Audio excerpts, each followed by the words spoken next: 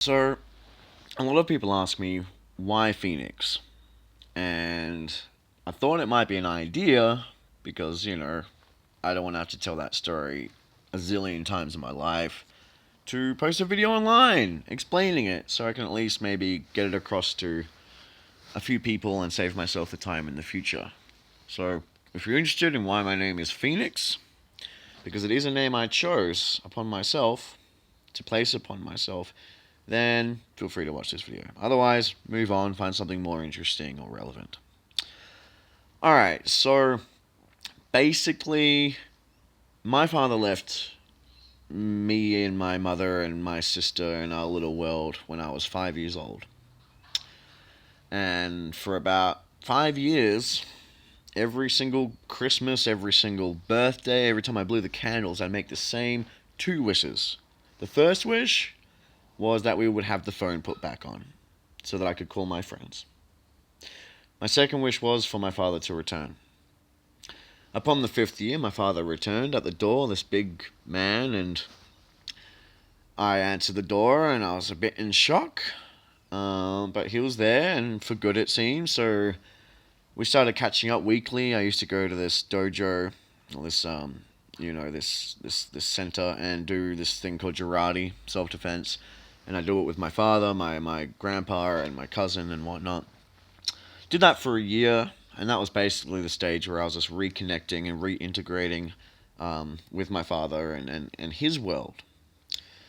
So after that year, my father asked me a question. The question was this: would you like to live with me?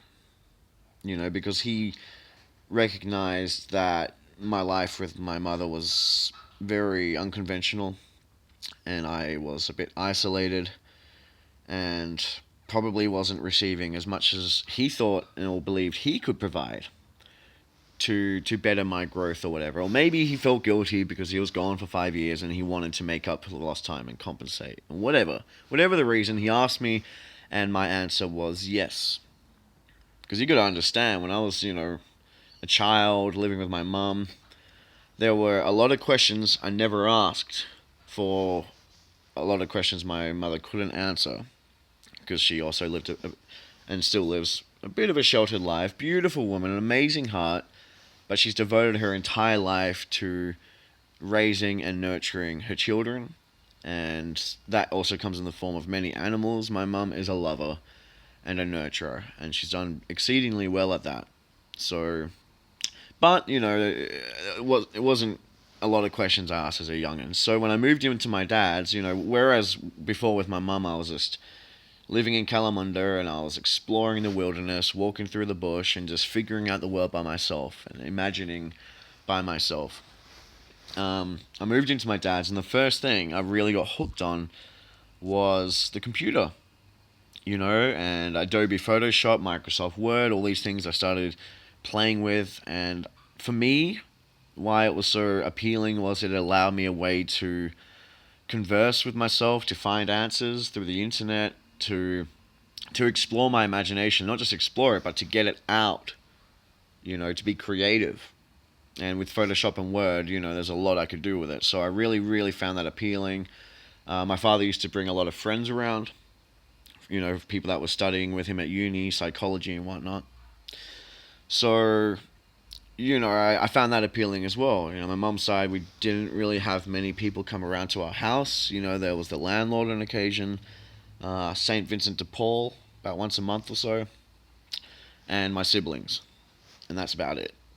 I did have a few friends, and sometimes I go to their places, but on the overall, there wasn't, like I said, it was very isolated and sheltered.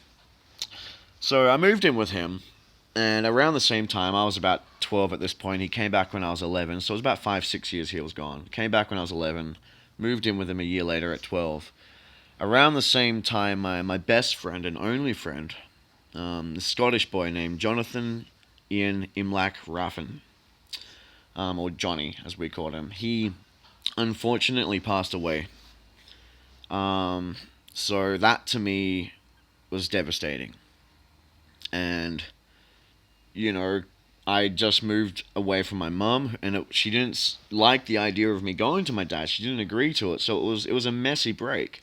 away from my mum into my dad's home, into my new home.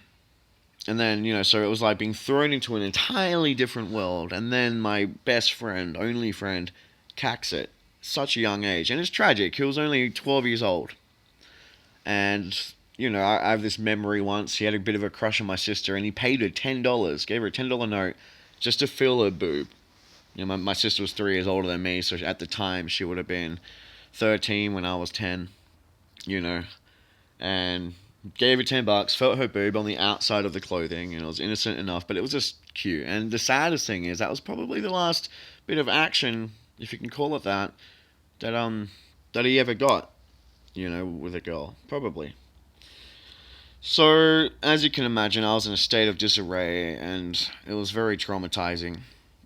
I think he passed away actually just before. No, it was after I moved in with my dad. Yeah.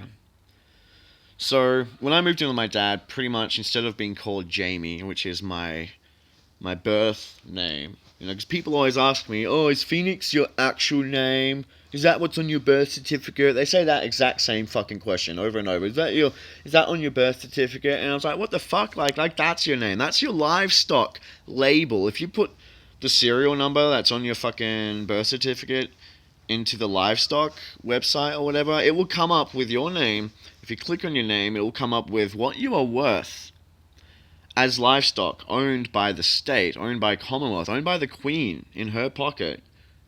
You are owned. Whenever you have to write in capitals, such as when you're doing anything involving legalities, or if you're in court or whatever, signing a legal document, that's because that is the name that is you as a livestock, and they own you, and they can prosecute you. Even if you don't agree to the laws, if you break them, they can throw you in a box for life, because you're owned from birth, and that's what it's about. So when people say, "Is that what's on your birth certificate? Is that your actual name?" I'm like, what the fuck, man? Fuck you. Like, if anyone's going to decide my name, it's me. Or my parents, but it's me. Like, who knows you better than you? It makes sense to choose a name for yourself. And in some cultures, some tribes, a little bit more primitive, but a lot more fucking with it, they actually do that. They let a child evolve until they're maybe, 7, 8, or 10, 11, whatever age, until they're old enough to choose their own name, a name that they feel suits them. So when I moved in with my dad, he changed my name. Well, he just started calling me James instead of Jamie, and that was, I think, his way, being a psychologist, of disassociating me with my previous lifestyle and my previous world, and just allowing me a new page to be born upon and to live upon. So when my friend passed away, not long after that, I was about 12, approaching 13. I was about 13 when I decided to change my name again to Phoenix, because I wanted to choose something that represented rebirth. At the time, I had this idea in my head that, which it still holds true to me now, that the only constant is change. And even when I was 13, I made a thing on Photoshop that's a picture of me and some text on the picture, and it said, "Every day I die and every day I'm born a new person. Who will I be tomorrow?" And I didn't want to keep myself limited to a name like Jamie or James or John or something like I'm a fixed identity. I wanted to choose a name that was more variable, that was more open and adaptive.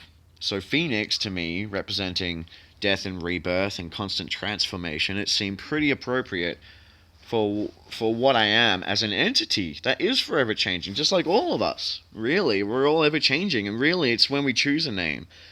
And through time we maintain and develop and enhance this narrative that's associated with our name, that we develop a sense of ID or identity that allows other entities to identify us. And that's what it's about. So you need a name, you need a narrative, you need an ego, you need a mask, so that other puppets on the stage also wearing a mask with names and stories attached, so they can recognize you and find relevance in you and develop a plot line with you. So you need all that. But still, I chose Phoenix because, it represented what I am all about. So when people say to me, "Oh, is Phoenix your actual name?"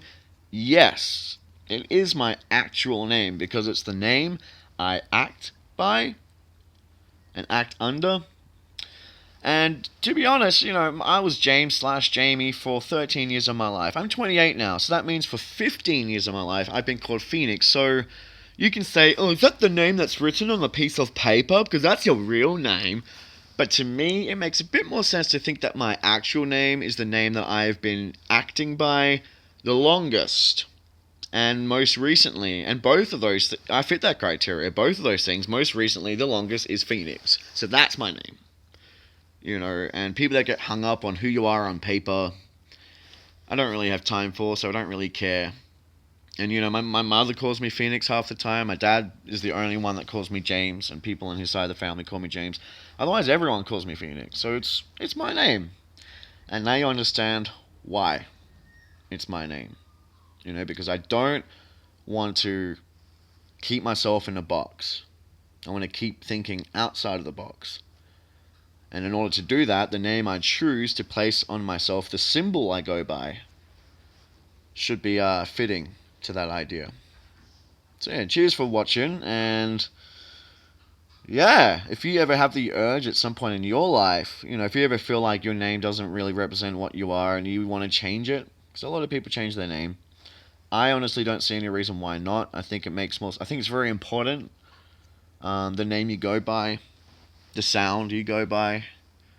I think it really shapes in a lot of ways how we interpret ourselves and how others interpret ourselves. And I won't go into numerology, I won't go into vibrations associated with letters and with sound, but I think that you should represent yourself and be true to yourself and dress how you want physically and dress how you want metaphysically by choosing a name that best wraps around you, that you can better create a narrative inside. Cheers for watching.